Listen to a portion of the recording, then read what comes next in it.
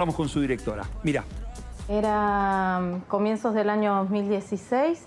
Íbamos caminando por la Plaza San Jaume un domingo. Estaba por largarse a llover. Mi hijo caminaba todavía muy poco, entonces llevábamos el cochecito, me acuerdo, y se largaba la lluvia y no teníamos para protegerlo. Y vi a un grupo de mujeres que empezaba a cubrirse de la lluvia y tenían una mesita y vi algo de bebés y entonces me acerqué. Le pedí a Adelina más información y a partir de ahí ese encuentro lo cambió todo.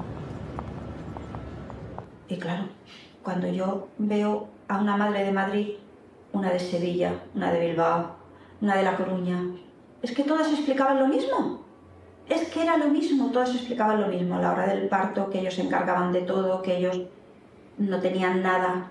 ¿Pero cómo puede ser? No es que nosotros nos creamos que nos han arrebatado un hijo. Lo sospechamos, pero cuando buscas la documentación es donde empiezan a haber irregularidades. Yo lo he dicho en muchos sitios. Mi hijo me lo robaron. Nació bien y me lo robaron. Sí, como a todas las madres. ¿Por qué me tuvieron que mentir que estaba mal y que se había muerto en una hora que hacía? Lo había visto yo. Pues lo que porque pasa tenían que mentirme. Si un juzgado te reconoce de que hay falsificación documental, la obligación del registro civil es mirar que no hayan más. ¿Pero qué pasaría? Se encontrarían con no sé cuántas otras falsificaciones y se haría, o sea, en vez de la bola se haría mucho más grande de lo que es ahora. Está enterrado en un nicho. Sabemos que no es nuestro, pero claro, la personita que está ahí enterrada es... Se merecía todo el respeto, o sea, le daba igual... De quien fuera. De quien fuera. Por todos y por cada uno de vosotros, hoy y siempre seguiremos mientras tengamos un hilo de vida, hasta conseguir que las promesas no solo sean fotos, soy porque somos. Le busco, le estamos buscando. Y vamos a charlar con Matilde Michanier, la directora de este documental. Buenas tardes, Matilde. Vicky, Andrea de Añet, te saludamos. ¿Cómo estás? Buenas tardes, ¿cómo están? Buenas tardes. Bueno, mirando, por supuesto, el tráiler, un documental durísimo que habla sobre la apropiación de bebés durante el franquismo. ¿Y cómo fue que te llegó esta historia? ¿Cómo te adentraste para contar esta historia?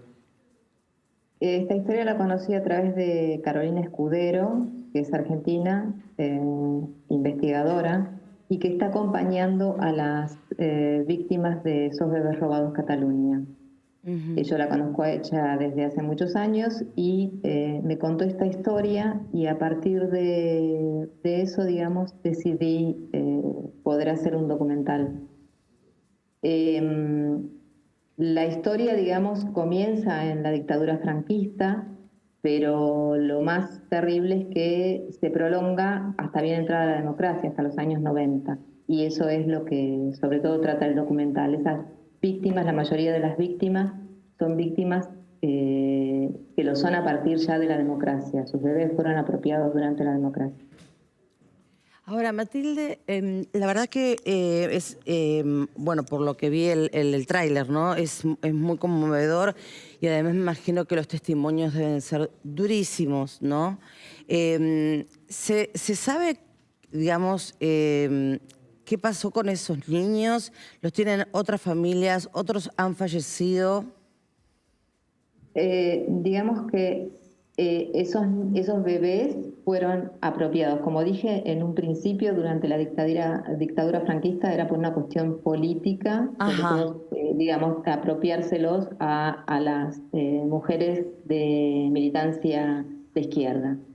A partir de determinado momento, digamos en los años 60, 70, eso ya se convierte en un negocio, digamos, donde esos bebés son vendidos, se les dice a las madres que su bebé ha muerto y se los vende, digamos, se los dan a familias que buscan bebés en adopción, pero los venden.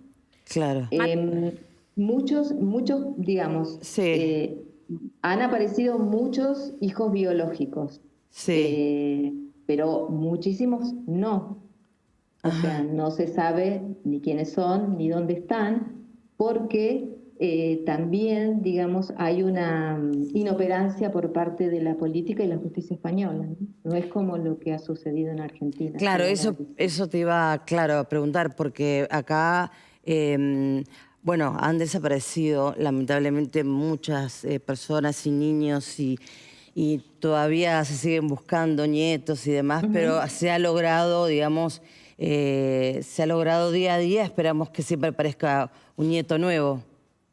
Claro, vos tenés que pensar que si esto arrancó durante la dictadura franquista, en los años 1940 y pico, y se extendió hasta los 90, hasta 1990. Son muchísimos años. Es un largo recorrido, porque vuelvo a decir, eso en un determinado momento se convierte en un negocio, por decirlo de alguna forma. Claro. Así que, digamos, la falta de reconocimiento de esa situación por parte de la justicia, la política e incluso la sociedad hace que sea muy difícil establecer, o sea, llegar a la verdad, ¿no? Imagínense que recién el año pasado España reconoció a la dictadura franquista como tal. Claro. Así que es un poco difícil la situación para estas víctimas, para este colectivo de víctimas. Matilde, no es casualidad que argentinas estén contando esta historia. Digo, hay algo de la identificación, de las similitudes que podemos encontrar entre la historia argentina y esto que sucede en España, que impacta que no tenga otro nivel, otra relevancia política a nivel local e internacional. Claro, digamos que lo que puede emparentar ambas experiencias es el horror de una dictadura, el horror del terrorismo de Estado. En el caso nuestro, lo que sucedió, por suerte de alguna manera, es que gracias a la lucha de la sociedad, todo lo que pasó se visibilizó. Era entonces, comienzos del año 2016. Digamos que se pudo conseguir justicia. Pudo haber reparación y justicia. Claro. No es el caso de España, por eso les estoy explicando que, digamos, recién hace un año se reconoce a la dictadura franquista como tal. Entonces, a partir de ahí, bueno, hay que imaginarse cuál es el proceso y la lucha de estas personas por tratar de saber qué es lo que ha sucedido y que se haga justicia, vuelvo a decir. Bueno, también ver como siempre, o muchas veces, históricamente en Argentina, se ha mirado a Europa como el desarrollo en un montón de aspectos en relación a nuestra historia y cómo acá encontramos un caso en el que sentimos que de alguna manera nosotros estamos haciendo justicia antes que ellos. Sí, digamos que sí, por eso hay que reconocer que en nuestra sociedad, ante determinadas cuestiones, reacciona de una manera mucho más solidaria, de una manera, o sea, más unida y más combativa, ¿no sabes? Claro. También tiene que ver, digamos, la dictadura franquista fue una dictadura muy larga, o sea, el franquismo duró unos 40 años y penetró en toda la sociedad de una manera muy profunda. El miedo, el sometimiento, la aceptación, y eso es muy, muy importante, digo, para que suceda esto, ¿no? Para que haya esta falta de visibilidad y esta falta de solidaridad por parte del resto de la sociedad. Y en los últimos años tampoco se armó ninguna asociación o... Sí. ¿Se armó? Esta, la de hecho, esta es una asociación. Las hay en toda España. Perfecto. En toda España, porque es algo que ha sucedido en toda España, no solo en Cataluña. Yo tomé el caso de Cataluña, digamos, pero ha sucedido en toda España. Entonces hay colectivos en cada lugar de España que tienen la misma problemática. Se ha llevado a Bruselas, el juez Garzón también lo ha llevado hasta Bruselas, es decir, ha intervenido la justicia internacional, la que no reacciona es la justicia española. Digamos.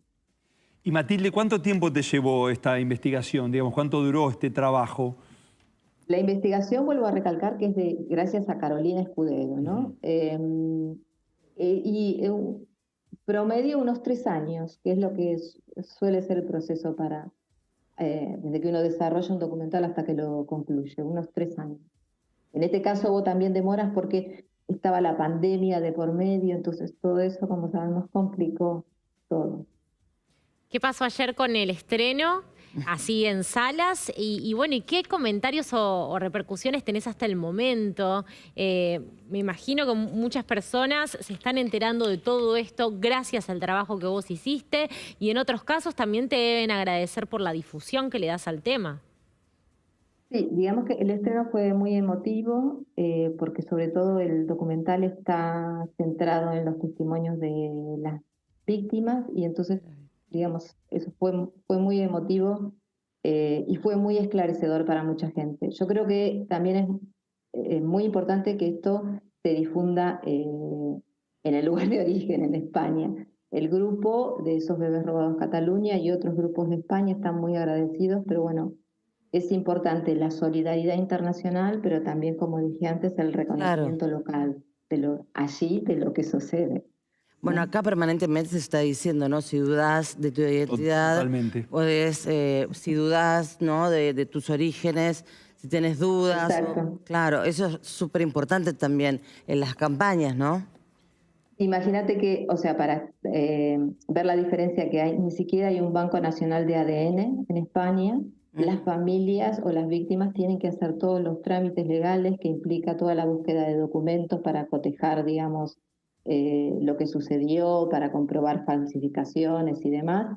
Lo tienen que hacer por sus propios medios, ¿no? Claro, claro. ¿Este es tu documental número cuánto, Matilde? No sé. Perdiste la cuenta. Debe ser número 9, porque yo también estuve muchos años en Alemania y allá también hice algunos documentales. Debe ser acá el número 9. Bueno, tenemos para ver un poquito de judíos por elección dentro de los documentales y seguimos charlando. Bueno, gracias. Más de una vez me pregunté, digo, ¿realmente esto yo me estoy volviendo loca? Como yo ahora voy a asumir dentro de mi vida toda esta cantidad de restricciones cuando realmente no tendría necesidad de hacerlo. Pero es más fuerte que yo. La definición de ser judío es esta: ser judío, hijo de madre judía, o por conversión. Nuestros padres, a pesar de todo lo poco que nos pudieron dar o lo mucho, nosotros somos personas de bien y bueno, eso queremos transmitirle a nuestros hijos. Queremos lo mejor para ellos y por eso pensamos que lo mejor para nosotros es ser judío. Una vez que alguien dice que se convierte al judaísmo, el tema es quién lo convierte, quién reconoce esa conversión. Dadas las diferentes corrientes, traté de buscar la más, ¿cómo decirte? Ni una que se vaya tanto al extremo, ni otra que sea, te tira agüita y ya sos. Sabía que el paso iba a ser muy difícil. Empecé a vivir de una forma judía, ponerme la kippah, ponerme los tzitzit, empezar a vivir así. Entendí que no hay una vuelta atrás. Cuando una persona se convierte, tiene que tener fe judía y tiene que tener también acción judía, actos judíos, el cumplimiento de preceptos y de mitzvot. Yo me fui de los Estados Unidos con el propósito de hacer un cambio espiritual y le planteé esto a mi familia y me entendieron, pero no me siguieron. Para mí, el ser judía es... ¿Este documental de qué año es? 2011. 2011. Bueno, en Argentina tenemos una comunidad judía enorme, una de las más grandes de Latinoamérica. Sí. Y realmente imagino que habrá impactado y muy bien. Sí, es un tema controvertido, ¿no? En la comunidad, pero sí, fue muy importante. ¿Y cuándo decidiste, porque digo, el camino del documentalista, ¿cuándo entró en tu vida profesional, digamos? ¿Cuándo decidiste que ibas a seguir este camino? Bueno, yo soy bastante grande, no voy a revelar mi edad, pero cuando era adolescente, digamos, sabía que quería, digamos, que necesitaba una herramienta de expresión. Buceé en distintas cosas hasta que me di cuenta que el cine en ese momento no pensaba en documental, que el cine era lo mejor para mí, era lo que me iba a servir para descubrir un montón de cosas y para acercárselas a otros. Después me di cuenta que el género documental era lo mejor, porque era donde yo podía desplegar mi curiosidad y donde podía contar historias que eran verdaderas y que yo consideraba interesantes, digamos, y que podían interesarle a otros. ¿Y cómo van apareciendo los temas de esos documentales? Y eso la verdad que es difícil de explicar, porque hay cosas que me interesan y yo las voy guardando y después en un determinado momento se da de poder buscar más y más acerca de eso y después me doy cuenta que es posible hacer un documental. Muchas veces son ideas que vienen a mí de maneras que no podría explicar, que vienen, que llegan. A veces son personas que conozco, o sea, es difícil. Quiero decir, no es buscar intensamente algo, es siempre obviamente a partir de un interés en algo, pero después eso termina desplegándose de maneras a veces insólitas. Claro. Ahora, ¿te costó llegar a, hablando del tema de este documental de los judíos, ¿no? ¿Te costó llegar a los más ortodoxos? Porque ellos son bastante, en algunos casos, por los que yo conozco, bastante reservados y conservadores. Bueno, digamos, yo por ahí tenía a mi favor que soy judía, obviamente. Sí, son muy reservados, son muy conservadores, pero no todos son tan cerrados. Y en ese sentido, bueno, también fue un camino, no fue fácil, pero pude llegar, no fue fácil. También reconozco que a veces cuando uno hace documentales suceden cosas extraordinarias y es como que muchas puertas se abren. Y ocurrió así con la comunidad ortodoxa. Ah, mira. De acá, ¿no? A través de la cual yo pude acceder a los ortodoxos, o sea, hay un converso ortodoxo que está, una chica también, que están en Israel. Porque el documental está grabado en Israel y acá. Pero bueno, fue todo un camino de búsqueda y finalmente se pudo lograr. Mientras charlábamos también estábamos viendo algunas imágenes de Se acabó la épica y creo que también de Una de nosotras, otro de los documentales de Matilde. Bueno, ojalá que realmente vaya muy, muy bien. Imagino la emoción de poder estrenarlo, porque uno cuando comienza un camino, como bien decías vos, que generalmente suele ser de alrededor de 3 años, es de mucho trabajo, de mucha búsqueda, imagino, de idas y vueltas. Pero totalmente. Finalmente poder estrenarlo es una gran alegría. Sí, por eso hay tantos imprevistos, suceden tantas cosas que uno tiene que a veces descartar, a las cuales renunciar, y muchas otras que logra, que es un camino que suele ser muy largo. Por eso poder terminar una película, estrenarla, es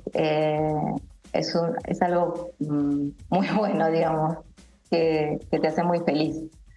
Y nosotros te felicitamos, Matilde, la verdad, lo mejor para vos. Pero mucha mer con cómo decirte que te quiero. ¿Y ya estás encarando lo nuevo o estás disfrutando este momento? ¿O ya hay idea? No. ¿Ya estás trabajando? No, estoy trabajando en otro, pero está todavía, hasta que lo termine, falta bastante. No puedes adelantar nada. En 3 años hablamos, chicos, no molesten. No molesten, en 3 años hablamos.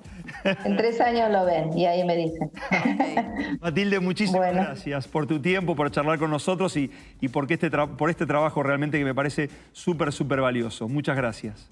Muchas gracias a ustedes. Gracias. Gracias. Que tengas una hermosa tarde. Y nosotros, señoras y señores, nos vamos a hacer una pausa. Bautista, Lena.